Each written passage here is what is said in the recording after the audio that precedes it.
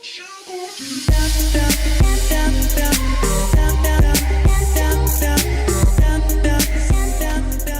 guys, FinalSight Gaming here today with another YouTube video, and this is the beginning of my series of the guide for beginners or whatever. I forgot like the thing, but this is like the beginning of the guide, and it's going to be going over the settings you should be using for CSGO.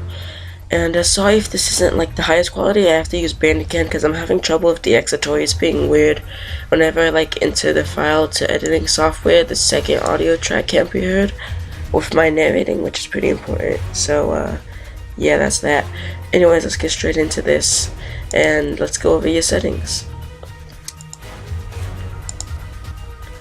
So the first thing you want to check off, or is your mouse sensitivity. This should relate to how big your mouse pad is. A smaller mouse pad, you're going to need higher sensitivity to be able to turn quickly, but you also want to have it really pretty low because you need to be able to have accuracy. The zoom sensitivity has it increases the sensitivity when you aim down scope. That could be helpful, it could not be helpful, I don't know, that's up to preference. Raw input and raw acceleration go hand in hand. Raw input basically makes the input of your mouse raw, and the mouse acceleration is basically where it increases how much your cursor moves, even though your mouse didn't move that much. It's going to mess up your aim, and I highly suggest turning that off. I'll be going over I'll be going over key bindings in a separate video, so be on the lookout for that. So for game setting, I like to have my max acceptable ping at 50. This basically means everyone who I play with has to have a high ping, therefore eliminating the problem of laggy players. It's been really helpful so far. Enable your developable console, as we'll be using this in future videos. This is all preference, but for my head scale I like to have it around 0.75 and the opacity to be 0.37. I highly suggest making your health and ammo style simple and getting rid of the animations, as they're just a distraction in the game. Bomb head position is a preference, and so I highly suggest having show avatars for your mini scoreboard style, because it also shows their health, which could be helpful in the game instead of just showing numbers. And switch weapon on pickup, I highly suggest turning this off because it'll automatically make you switch weapons in game. And not only is that annoying, the enemy could hear that happening and they could go in and kill you while your character's readying the gun. I like to have my inventory always viewed also. Alright, so let's go on to video settings. Again, I wanted this video to be short. I don't know if I said that previously.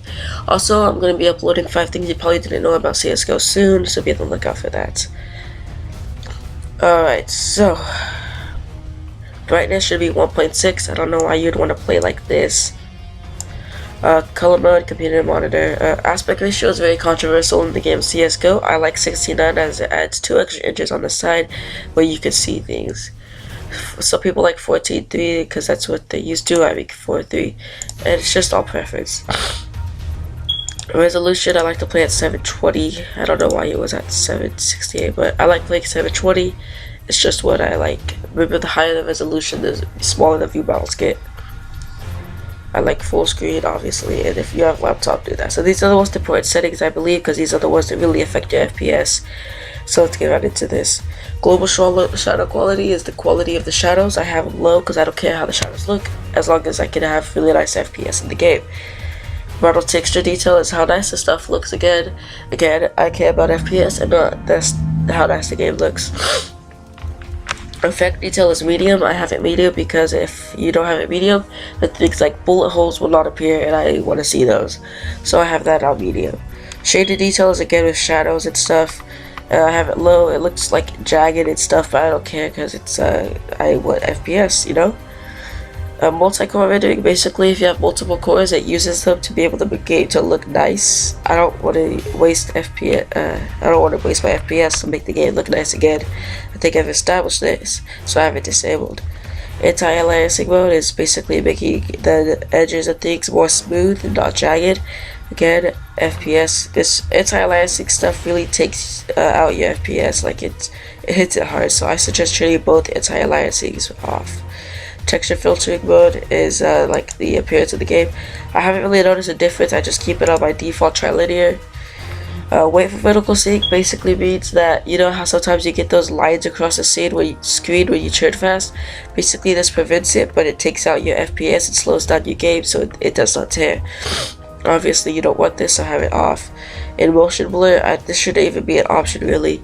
Basically what motion blur does is it sets it to where when you move quickly and move around, the whole screen blurs, and why you would want that I do not know. But yeah, those are my settings that I think you should be using if you have a